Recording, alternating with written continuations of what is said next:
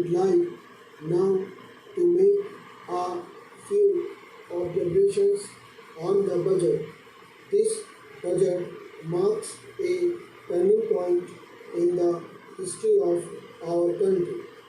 It is no use attempting, as some of my friends have done, either to deprecate the budget very strongly or to suggest that we are not witnessing a new revolution in our methods of fiscal training and technique. I want it to be quite clearly pointed out to my friends that we are now facing the lean years of Indian finance. Hitherto, we had revenue surpluses which were a form of public saving and which were meant to be utilized for capital development. Hereafter, this form of revenue surplus would not be available. We have therefore to find out ways and means of implementing our great program of national reconstruction at minimum cost. My point is that the deficit on revenue account would be of the order of about rupees 19 to 20 crores. Here, let me point out that I do not agree with those of my friends in the finance department who have attempted to suggest that rupees 9 or 18 crores which are obtained from Pakistan should be put to the revenue side of the budget. They are to be put on the capital side, but that does not seriously alter the trend of my argument. What I am suggesting is that we would have to be prepared for a deficit of a much higher order even on the revenue side.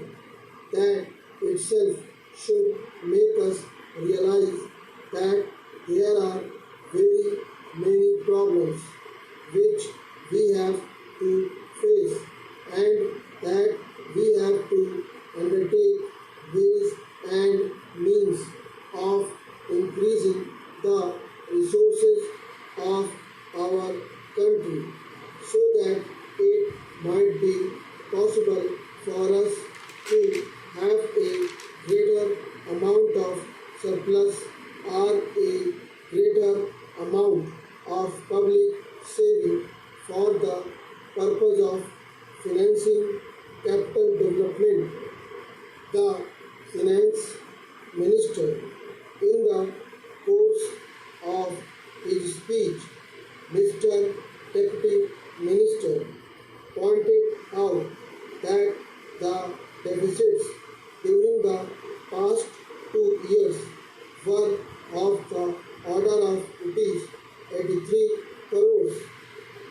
I venture humbly to disagree with him because I feel that when we are talking of deficits, we must take into account the overall deficit incurred by the central government and that would be of the order of rupees 200 crores. During the years of relatively light expenditure, we had shortfall of about rupees 200 crores. Undoubtedly, now when we are going to have a very great amount of expenditure, we amount of deficit, and we would have to find out ways and means of trying to meet our capital expenditure. Some members have pointed out that deficit financing is good. Others have pointed out that it is poison. One honorable member who preceded me pointed out that it could be taken like a tonic. Now, I am not willing to enter into the merits of deficit financing or demerits of deficit financing in an academic spirit. The time has now come when we should face realities. I do suggest that we have to indulge in deficit financing because without indulging in deficit financing, it would not be possible for us to indulge in capital expenditure on such a large scale. But when we are talking of the scope of deficit financing, I would like to place before the House the Finance Minister the two great limitations which face us. The first limitation that faces us is that concerning the internal price level. The the Finance Minister referred to the cost of living.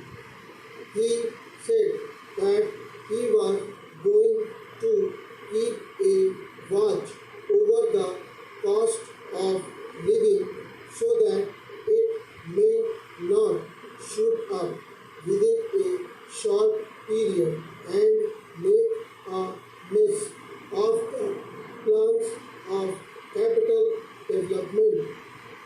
But there is another limitation which has also to be borne in mind, a limitation which has not received as much notice as it should have done in all the discussions that have taken place on deficit financing. That limitation is the external limitation or the limitation which arises on account of our balance of payments position. I think this is an important. Mr.